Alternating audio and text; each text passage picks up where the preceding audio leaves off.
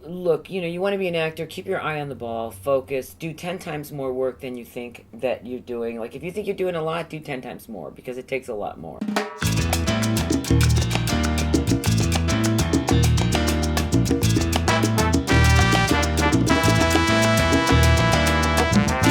Start from the top and work your way down. Don't And start what from does the that bottom. mean? That means if you're young and cute, try to get a lead in a series. Don't go out until you're completely ready. Spend a couple years in class. Spend a couple years maybe being an extra and learn everything and then present yourself. And do you think that's why you are so entrenched as an actor in classes? Well, I want to be good. I mean, that's what I want. I want to be good at what I do. That's the most important thing to me. Even if I'm in some shit film, I want you to go, God, you were good in that. You elevated what you were with. And I also want to be a support in bringing the story forward. And it's important to me. It's all about so I could do this, so I could act with great people. And then I go back to Birth of a Nation and arriving on that set the first day, and it was like, I felt like, wow, I'm in this. And then we did the first scene, and he said, that was great.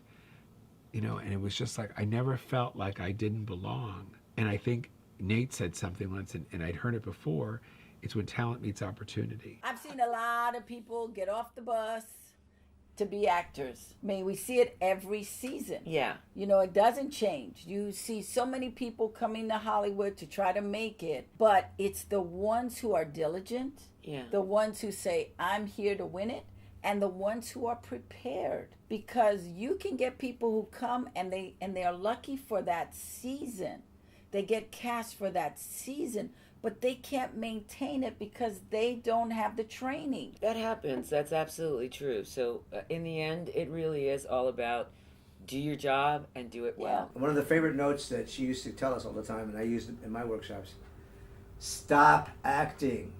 I can see you acting. I want you to work from your center. And we're going, yeah, what's my center? Where's my center? Is it my center here? Is it a gut level thing? Is my center here? Is it in my heart? Is my center here? Is it in my soul, my brain? The one thing great about Peggy... So what did she define the center as? The great thing about Peggy was she never had answers. She only had questions. You had to define your own answers. So one day we were doing a scene and she goes, Mr. Mora, what were you doing? Sorry? What were you doing? I said, nothing. I was just standing next to the piano. Exactly. You weren't working. I'm thinking, I'm just standing here next to the piano. You weren't working. When you're on stage, when you're in front of a camera, when you're in front of a group, you must be working. I learned so much from her to this day. To this day, I can hear her in my head. And it took me years and years to try to understand what she was saying. Almost every mentor I've had has said things that are befuddling to me, and then I kind of sort them out. Because I start at the back end and work towards the front. But one of the things she always used to say is, we don't act with our hands, we don't act with our faces. And I'm going, well, how else do you act? I mean, I've been Mexican most of my life.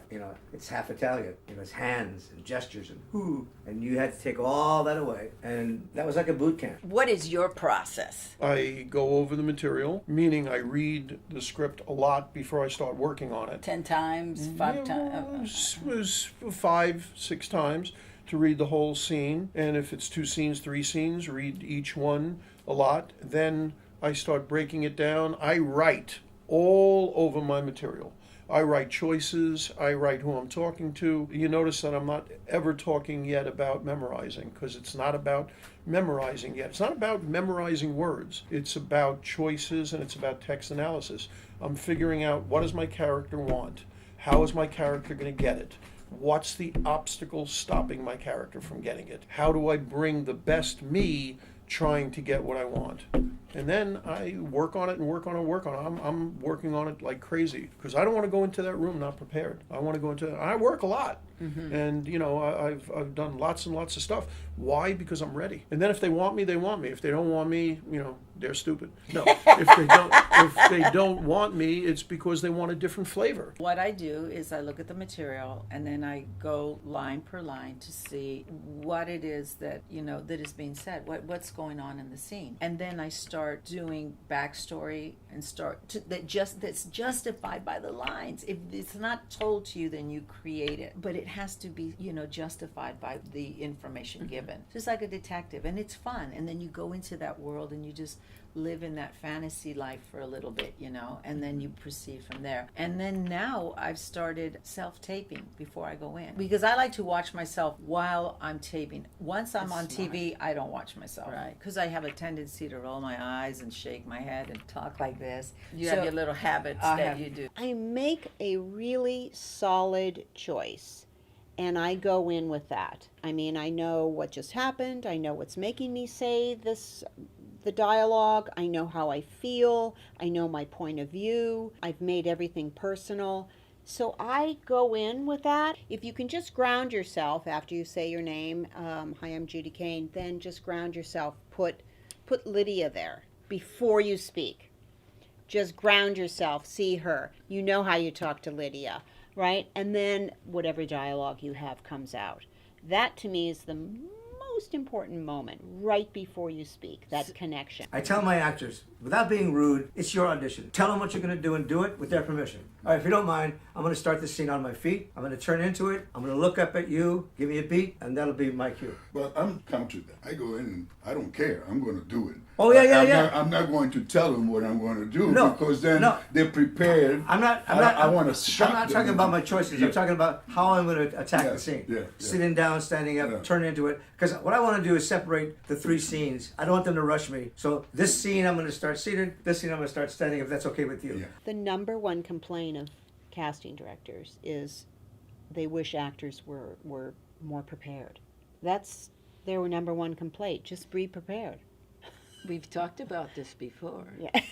That's your job. It is. It's your You're job. an actor. You should be prepared. You should know your Yeah. work. You should know the material. You should have researched who you're going in to meet, from the casting director to the producer to the Yes. writer Yep. to the stars of the show. You Yep. should know this. Yeah, because it only helps you. I can't tell you how many times actors have said, well, do I have to have this memorized? And I'm thinking, how can you even begin to work? When I walk into an audition, my job is to make all those people out there relaxed. I come in and I make them relax. I tell them a joke.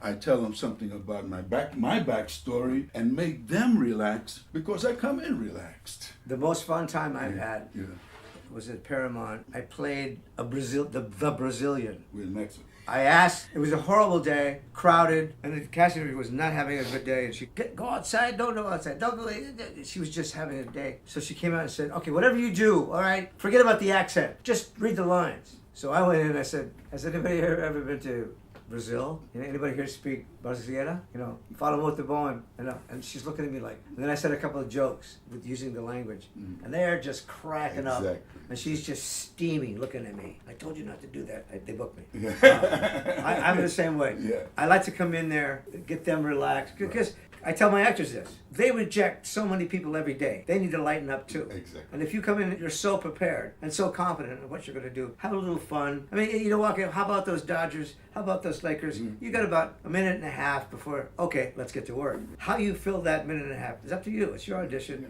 If you can make them comfortable, if you can laugh, so be it. Yeah. Don't make it up if you can't. You know, don't try that hard. No. Watch the show, watch a commercial, stop it and go, okay, I could do that. What is she wearing? Yes. Because, oh my God, what they think is the right outfit is so wrong. And stay away from flip-flops. Oh, Unless- flip-flops, low cut, show too your much booty. skin. Yes. I'm always very surprised. Yeah. And men too. 40-year-old men are wearing hoodies. Yes. And I'm like, you're not 20. Don't wear a hoodie. Yes. You know, get a nice cardigan or Yeah, V-neck or it's something. knowing the A uniform. polo. It's Yeah, knowing the uniform of the part you're Right. going in for. I Exactly. think that's important. What do you do to prepare for the actual job? Well, it depends. If it's a sitcom, there's a whole other rehearsral process. So, you know, you're rehearsing on set and you're getting better and they're changing the material. If it's that's if it's a 3-camera sitcom or 4-camera or tape. If it's drama, or if it's a movie, then they're shooting out of order. So I'm always aware of where my character is in the process of the part. And then I'm getting ready just for the part that I'm shooting that day. So I'm really, really working and fine tuning what I want in that day. And then the biggest advice I can give anybody is throw it away and play. You've done your work, throw it away. Nobody's interested in seeing the actor's process. What they want to see is the human condition. So if you have done your work, hopefully it's there. And so I'm always ready because I've done a lot of work on it. One thing that I've learned too, as an actor and a young actor, is that every actor you work with is an equal. They're no more famous than you are. They're no whatever. They're your peer. You're working. You're bringing this project to life, and you're infusing it with your energy. I worked with Robert Mitchum, and of course I grew up with Robert Mitchum, and oh my goodness, he was like, that's the guy. That's the power that he exudes on screen, and he's just so He scared easy. me when I was a little kid. Oh, well, if you saw that movie, yeah. But here I am in a scene with Robert Mitchum. I'm I'm starring in a movie with him and Jim Mitchum and John Mitchum, the whole family. But I'm dealing with Robert Mitchum face to face, and I have a powerful scene with this man. It was like, wow, this is what it's about. And you're watching a professional at work, and you're a professional working with the professional. You're catapulted into something different. I mean, I was almost outside of my body watching the scene. I mean, that's how crazy I felt. And that's happened to me several times, by the way. I'm in the scene. I know it. I know I'm there. But I'm outside of myself. Yes. I'm outside of myself watching it and making sure I'm going where I'm going and doing the right thing. And it's exalting. Being in the moment and allowing yourself. I never memorize cues, and I don't wait for you to stop. I mean, I don't even know when you're going to stop. I just know I'm in the moment and I feel it. You're moving in the organic But flow of it. your emotions, your words are bringing me into the scene, and I'm reacting. And that's the key word. We're reactors. A lot of the actors, comics, writers that I work with, they want to rely upon their skills, their strengths. But you have a toolbox as an actor or a writer or a comic. There's certain tools you need for certain tasks. And one of the things that Peggy used to remind us of all the time, implore us, stop acting. I can see you acting. We were confused by that at first. You know, no indication. I'm happy. I'm sad. You could be like a stone and just be happy as a lark in the spring, just feeling it, knowing it, without indicating it. So, no indication, stop acting. And then the part that was really interesting, because I learned this as a groundling in improv and as a comic and working with writers, stop being safe. Learn to take a risk. If you don't take a chance, what's the journey? What does that look like? Well, for example, if you're a writer, you get to the end of a scene and there's no more dialogue here from your principal actor, and you need to be funny, and the story's about fish. Maybe here's a good place to put in something funny that advances the story. That's not really part of your structure.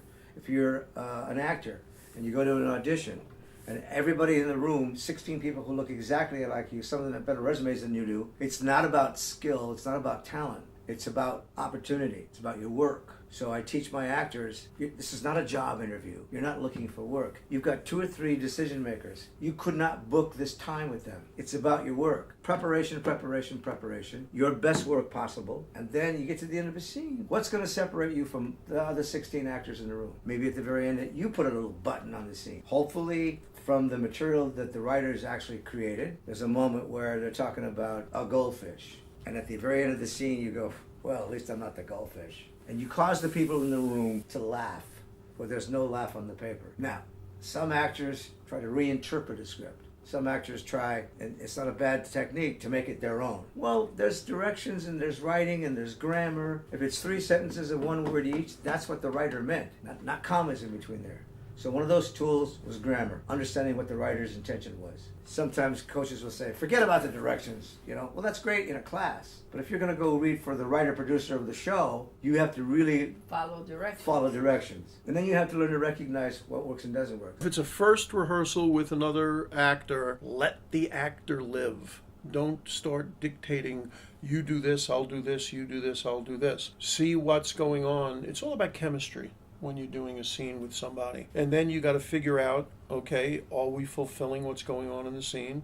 Is this working? And then it's a process of just going over it and going over it and going. I like to rehearse a lot when I was in scene class. And if you're ready, if you're prepared, then you're open to critique, you're open to adjustments, you're open to somebody helping you. If you're at home working with someone, and find the places where you're having a problem. Specify, this is what we need to work on right here. Also, as Roy taught us with the doings, so you have props in a scene. And it's so much different than an audition, because when you're doing a scene in scene class, you have your props, and the props help you, and you endow them with personal choices. And then I get on a set, a TV show or a movie, right before, an hour, 2 hours before I'm shooting. I go to the location where I'm shooting. I look at my props. I personalize my props. I make sure that it's not like the first time I'm using something when I'm supposed to have done it for 15 years. So you're using props to really help the scene. We'll go back to scene class. So in scene class, you're bringing in props that help you. You don't need to bring in abundance of props, but you do need props that you're going to use that might feed the scene. And that are personal to you. Personal to you. You personalize them. That by you touching them and working with them, and there's a connection. Roy used to say, have something in your pocket that nobody knows about, that you just touch and boom, all of a sudden something deep happens and nobody knows why, but it's because you personalize that and now you have a secret. Secrets are great. What I learned with Roy was, if you do your work well, then you only need one take. Even if the actor working alongside of you was not giving you technical, that by you just zooming in and wanting stuff from them made them go. And one of the first things that I learned and I was able to use is that Roy would say, get something from them. One of the most important things I remember Roy teaching us was you have to have doings, and even if it's one little thing that you're looking at, it's whatever. That was a phenomenal pearl of wisdom. He would zero in and find that spot where you would become vulnerable, and then he would find his way in, and you would feel what it felt like to be real in a scene. And that was magic. And so it wasn't the scene, it wasn't the idea of the scene, playing the scene that became what you went for. It was letting go of it. I'm working with a girl who's probably one of the prettiest women I've ever seen in my life, and every time she has to do something where things are bad or she has to reflect on, she can't get there. And I keep talking to her about it, and she gets upset not getting there, and I say, use that. And then the second we start doing it again, she doesn't get there. And and it's cruel out there because there's a lot of pretty people. You have to be able to get where you need to go. I'm not saying you need to be emotional, but you need to play the stakes of a scene and get to wherever it is. I'm not a big believer if it says cry to cry, but I am a big believer in getting to that state where you could. People don't want to cry. People don't want to be emotional. Actors want to be emotional, the actors that can break through. But it's much more important to be able to access who you are and your personality. Don't do it to impress anyone. When I was first starting out, it was like I'd hear tips like, go in there and blow them away. Or I remember distinctly when they were talking about Sarah Jessica Parker in Love Story, the movie not Love Story, but LA Story. Mm-hmm. She went in and she was magical and she blew them away. That's her. Do not go in a room to blow anybody away.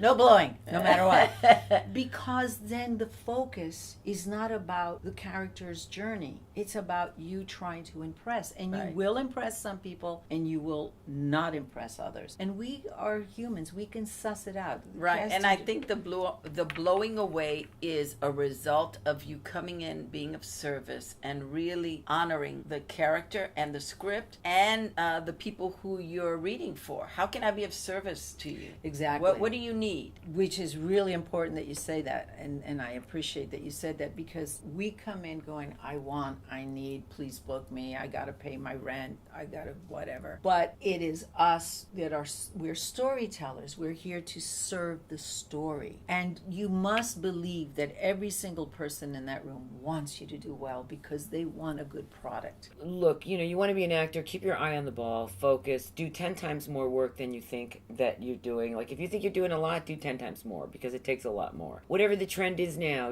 my day the trend was slipping photos under the door of casting directors and agents and hoping that they would call. Now it's whatever, Instagram, Snapchat, Facebook, whatever social media you can to promote yourself. In the end, it's the quality of your work. Yeah, you're going to get typecast. Look, they typecast everybody. Look at Brad Pitt, typecast as a leading man forever. But he's not. He's actually a character actor. Mm-hmm. And when you see him in his later career, you see, oh, the guy now gets to play the roles that he probably really wanted to play. So they are going to always cast you as they see you. So, maybe it is the way you see yourself and what you've been selling. That's great. Right. Maybe not. Right. Because I see myself as someone who can play a huge and wide variety of roles.